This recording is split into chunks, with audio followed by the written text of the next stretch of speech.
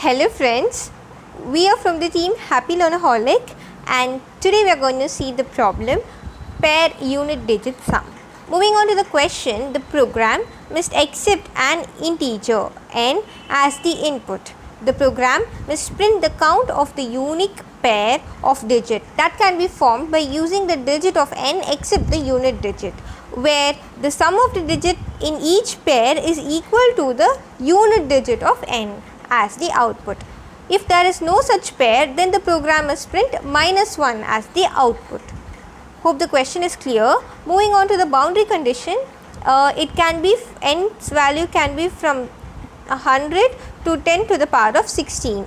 Input format n has only the integer value, and output format we should either print the count. If the count is equal to 0, then we print -1 as the output. Moving on to the first question. First input, it is given, so it is given as 2, 4, 6, 4, 5, 3, 8. So what you have to do is you have to have this 8 apart and you have to see whether any pair forms 8. So yeah, 2 and 6 can form, 4 and 4 can form, 5 and 3 can form. So totally 3 pairs are there, so 3 is given as output.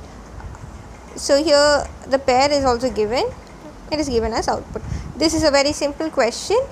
Moving on to the algorithm, I have solved it in Python, and moving on to the algorithm, it is also simple. First you are getting the input as a list. Okay, we are getting it as a list and not as an int, so that it will be easy for us to work on it.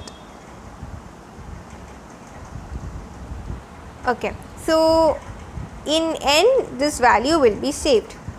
Next what you do, you have another variable called unit digit. In unit digit, int of the last value will be saved. Now what is the last value? 8. Now this 8 will be initially as 8. Now it will be saved as int of 8 in unit digits place.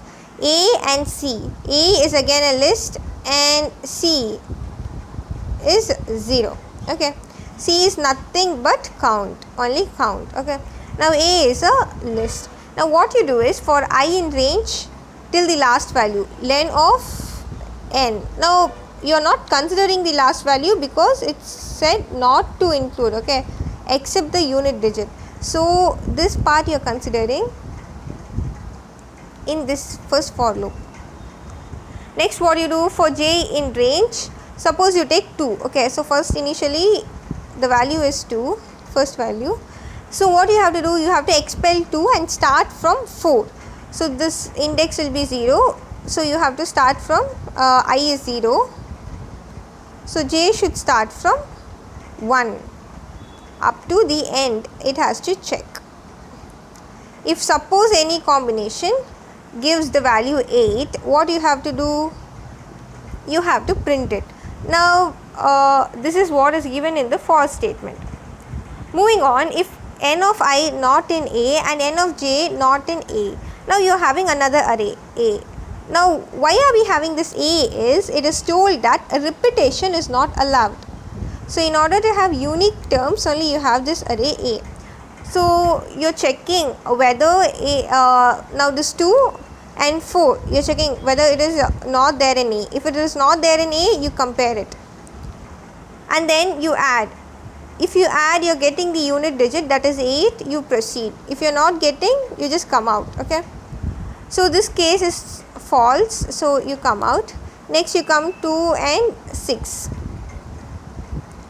2 and 6, you come inside, it is not there in A. Now when you add it, you get 6. When you add it, you get 8. So you are incrementing the count and then A dot append n of I. So this value you are putting inside A. And then this value again you are putting inside A. So A will have 2 and 6. Next what you do, you are breaking this. If C is equal to 0, print, okay, actually this will come in the end. Okay, so again your incrementing your I. Since break is here, you are coming and incrementing your I. Now when you increment I, what will become? It will become, I will become 1, right? So this will be 4. So for 4 you are checking.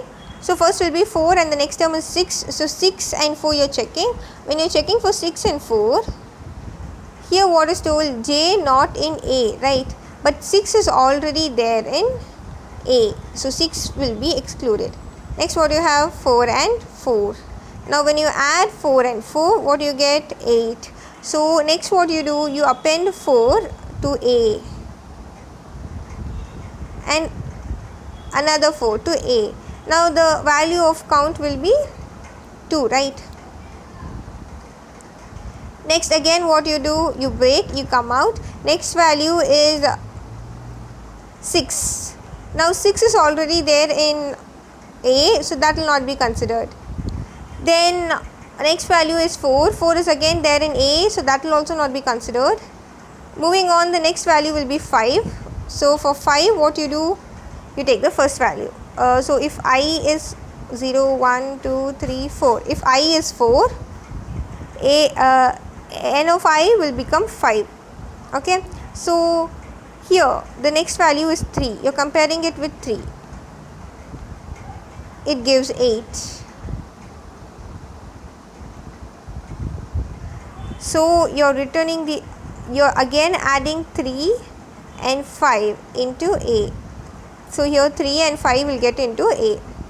Now count will again be incremented. So count will become, from 2 it will become 3.